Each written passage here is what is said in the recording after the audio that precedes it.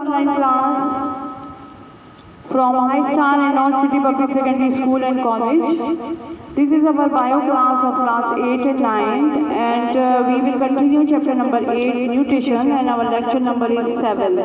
Our topic is social problems related to the malnutrition. Chronic malnutrition disables and even kills its victim. The World Health Organization (WHO) believes that malnutrition is a causative factor to nearly half of the 10.4 million deaths among children under age 5 in developing countries. An adequate amount of food and dietary energy supply is necessary to enjoy a healthful and productive life. Malnutrition is not a simple problem with a simple solution. It results from a complex interplay of social and biomedical factors. Malnutrition के मुतालिक कुछ social problems आपको बताएंगे। इसमें मरीज को ना सिर्फ ये डिजीज़ ना सिर्फ मरीज को माजूर या हलाक भी कर सकती हैं।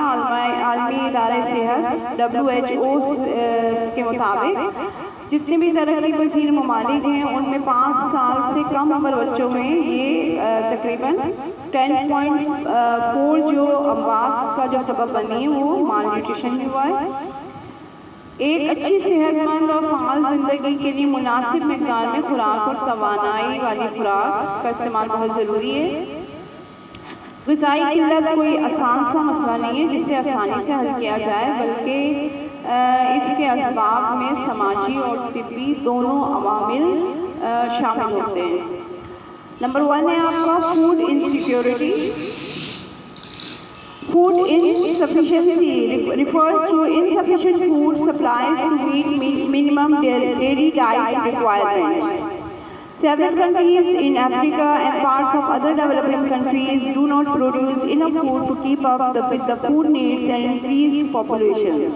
Not only do they not produce sufficient food supply to meet their own needs, but they are economically unable to purchase available food from the exporting countries, which has to lead to the food insecurity in the poor countries. As a result, millions are hungry and malnourished. Besides these problems, drought, lack of water and flood, overflow of water play a terrible role in decreasing crop yields. Food insecurity यानी ग़िज़ा का अदम तहफ़्फ़ुज़, ग़िज़ाई अदम तहफ़्फ़ुज़ खुराक की रोज़ाना की ज़रूरियात के मुताबिक अदम फराहमी को कहा जाता है। बेशतर तरक्की पजीर ममालिक में जैसे कि अफ्रीका है, अफ्रीका के कई ममालिक में जहाँ पर ग़िज़ा की किल्लत के बायस उनकी बढ़ती हुई आबादी के लिए मुनासिब खुराक की फरहमी मुमकिन नहीं है। इसी तरह उन ममालिक में खुराक की कमी भी है, बल्कि ये ममालिक माशी तौर पर इस काबिल भी नहीं है कि ये अपने आवाम के लिए खुराक दीगर ममालिक से खरीद सकें। इसलिए इन गरीब ममालिक के आवाम में खुराक के लिए अदम तहफ़्फ़ुज़ पाया जाता है। यही वजह है कि इन ममालिक में लाखों अवाम फाकाकशी और माल न्यूट्रिशन का शिकार हैं। ऐसे ममालिक की पैदावारी सलाहियत में कमी की एक वजह कसरत सैलाब और या खुश्क साली भी इसका सबब है। आप यहाँ चार्ट देख सकते हैं, यहाँ पर आपको माशरती किरदार दिखाया गया है इस चार्ट के अंदर सोसाइटी का। नेक्स्ट है आपकी poverty. For various reasons, people in developing countries are increasingly unable to produce enough food to meet their own needs. To meet the ongoing demand for food-deprived countries, those unable to produce sufficient food to meet their needs must import additional food and make it available to people. Even if there is an abundance of food, some people may not have access to it because more and more access to food in developing countries is determined by household income. दूसरा आपका है गुर्बत। तरक्की पजीर ममालिक में मुख्तलिफ वजूहात की बुनियाद पर ग़िज़ाई किल्लत पर काबू नहीं पाया जा सका। ग़िज़ाई ज़रूरियात की बढ़ती हुई ज़रूरत के बावजूद जो ग़िज़ाई किल्लत वाले ममालिक हैं अपनी ज़रूरत के मुताबिक ग़िज़ा की पैदावार नहीं कर सकते हैं। उन्हें अपनी ग़िज़ाई ज़रूरत पूरी करने के लिए दूसरे ममालिक से ग़िज़ा दरामद करनी पड़ती है।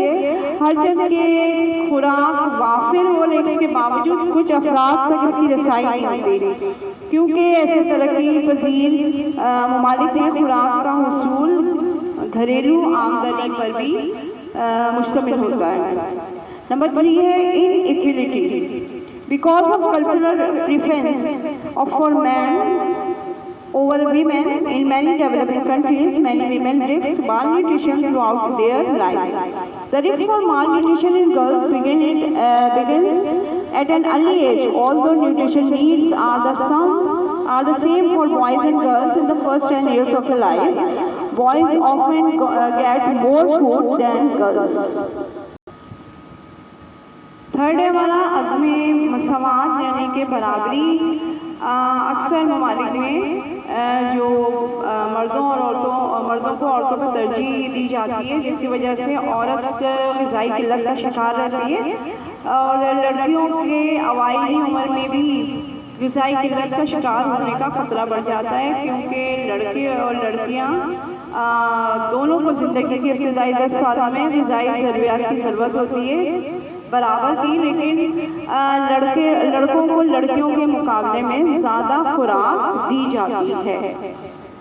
ठीक है, यहाँ पे आपको ग्राफ बताया हुआ है, रिप्रेजेंट कर रहा है कि हम किस तरह से ओवरकम कर सकते हैं सोशल और इकोनॉमिक प्रॉब्लम्स को जो कि माल न्यूट्रिशन का सबब बन रही हैं।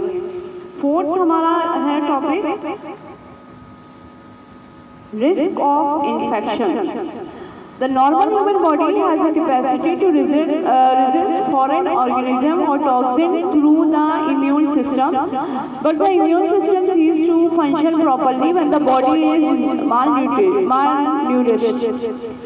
When the immune system, the general process of the body is compromised by malnutrition, the skin's ability to resist the invasion of organism, the acid secretion produced by the stomach to resist foreign agents, or the production and chemical compound in the blood that destroy toxin can be effective adversely.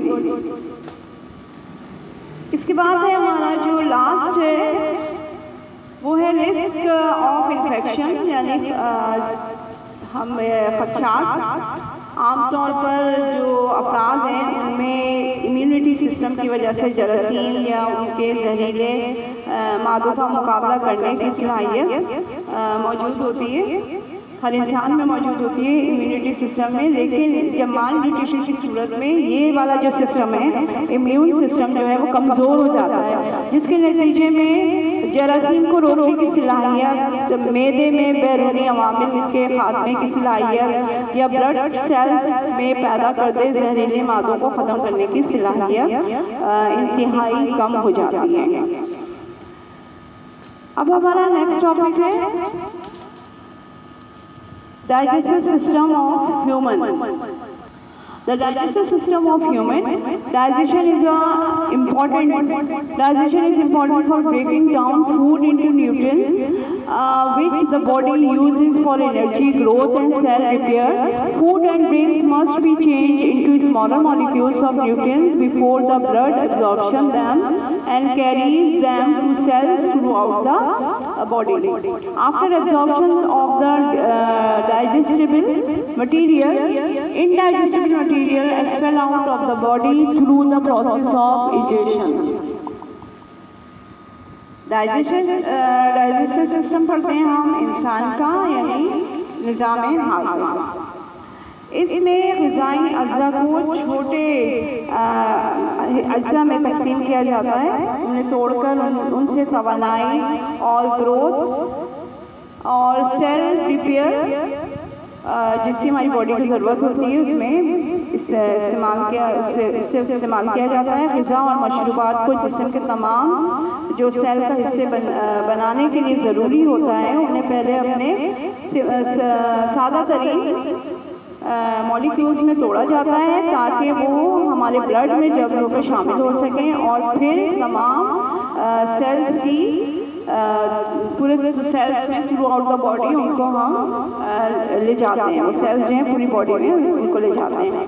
हजम शुदा खुराक के absorption के बाद जब हजम शुदा खुराक हमारी एब्जॉर्ब हो जाती है तो बाकी रह जाने वाली गैर हजम शुदा खुराक जिस्म से बाहर खारिज कर देने के अमल को हम इजेशन कहते हैं।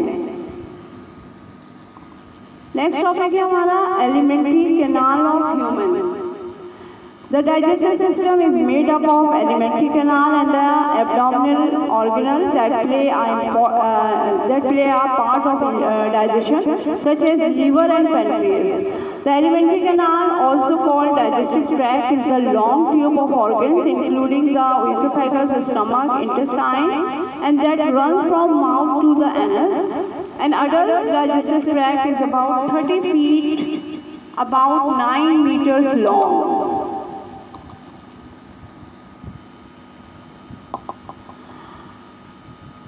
डाइजेस्टिव सिस्टम में हम पढ़ रहे हैं सबसे जो हमारी बड़ी है वो एलिमेंट्री कैनाल है। इसमें ये जो है ये जो है मसलन जिगर और पैनक्रिएट्स पर मुश्तमिल होता है। एलिमेंट्री कैनाल में जिसको हम डाइजेस्टिव ट्रैक्ट भी कहते हैं, एक तवील नालीनुमा साख्त होती है जो कि मुख्तलिफ एज़ा जैसे ईसोफेगस, स्टमक, इंटेस्टाइन पर मुश्तमिल होता है। ये जिससे शुरू होती है उसे हम माउथ होती है, हमारे माउथ से शुरू होता है ये, और जहाँ पर ये ख़त्म होता है उसे हम एनस कहते हैं। और किसी भी बालिग शख्स में इसकी लंबाई 9 मीटर होती है।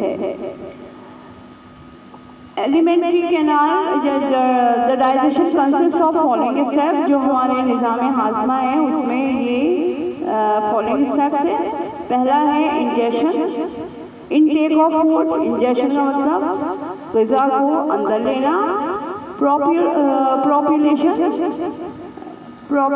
Propulsion, peristalsis, alternate waves of muscular contraction, relaxation in the primary digestive organ.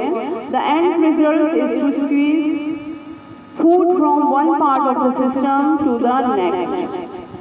हमने मुंह के जरिए ग़िज़ा ले ली। उसके बाद सेकंड होता है आपका प्रोपल्शन यानी धकेलना। निज़ाम हज़म में होने वाली हरकत जो होती है लहरनुमा हरकत जिसको हम पेरिस्टालसिस कहते हैं, इसमें क्या होता है कि ये फैलने में मदद देती है खुराक को। इसका मकसद ये होता है कि नाली में मौजूद ग़िज़ा को ज़रा सा दबाव डालकर निज़ाम के एक हिस्से से दूसरे हिस्से की तरफ धकेला जाता है। Mechanical digestion, physically preparation of food for digestion. और segmentation, mixing of food in the intestine with digestive juice. Mechanical digestion क्या होती है कि इसमें ग़िज़ा को इस डाइजेशन के लिए तैयार किया जाता है, और सेगमेंटेशन में जो मिक्सचर है वो तैयार किया जाता है। इसमें मिक्सिंग ऑफ फूड होती है इंटेस्टाइन के अंदर, और डाइजेस्टिव जूस प्रोड्यूस किए जाते हैं। Chemical digestion, carbohydrate, fat, proteins are broken down by enzyme. Chemical digestion के अंदर कार्बोहाइड्रेट्स, फैट और प्रोटीन्स को एंजाइम्स के जरिए तोड़ा जाता है। Absorption, transfer of digestive portion of food into blood from the digestive canal. और एब्जॉर्प्शन में यानी कि जब किया जाता है हमारा जो फूड होता है जो डाइजेस्ट हो चुका होता है उसको हम ब्लड के अंदर एब्जॉर्ब कर लेते हैं। Egestion, removal and elimination of the waste product from the body. और इजेशन क्या होता है, वेस्ट प्रोडक्ट का अपने जिस्म से बाहर निकाल देना। यहाँ पे आपको फिगर दी गई है एलिमेंट्री कैनाल की। इस एलिमेंट्री कैनाल में आप देखें कहाँ से शुरू किया हुआ है। ओरल कैविटी हम माउथ को कहते हैं, माउथ से स्टार्ट होता है। ग़िज़ा जो है माउथ से लेते हैं, माउथ में टंग होती है और सेलिवरी ग्लैंड्स होते हैं। यहाँ पर ग़िज़ा की नाली है जिसको हम फार्नेक्स कहते हैं, और ये ग़िज़ा की नाली आगे जाके ईसोफेगस कहलाती है, और ईसोफेगस स्टमक से जुड़ जाता है। स्टमक आगे जाके आपके ड्यूडेनम से भी करीब होता है, यानी कि जितने भी पैनक्रियाटिक जूस है वो लेता है। और फिर ये स्मॉल इंटेस्टाइन, फिर ये आपकी लार्ज इंटेस्टाइन। ये लार्ज इंटेस्टाइन एनएस पे खत्म होती है, रेक्टम के बाद एनएस आता है। हम ग़िज़ा माउथ के ज़रिए लेकर पूरा डाइजेस्ट होता है हमारा ये अमल, और जो वेस्ट प्रोडक्ट होता है वो एनएस के ज़रिए बाहर आ जाता है।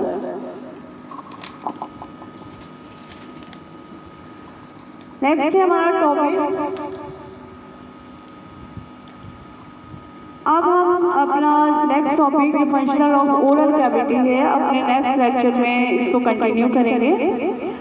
अगले लेक्चर के लिए मैं आपसे इजाज़त चाहूँगी, लेकिन इससे पहले मैं आपसे कहूँगी कि हमारे जितने भी लेक्चर्स हैं यूट्यूब चैनल पर आप सर्च कर सकते हैं DHSPSS एंड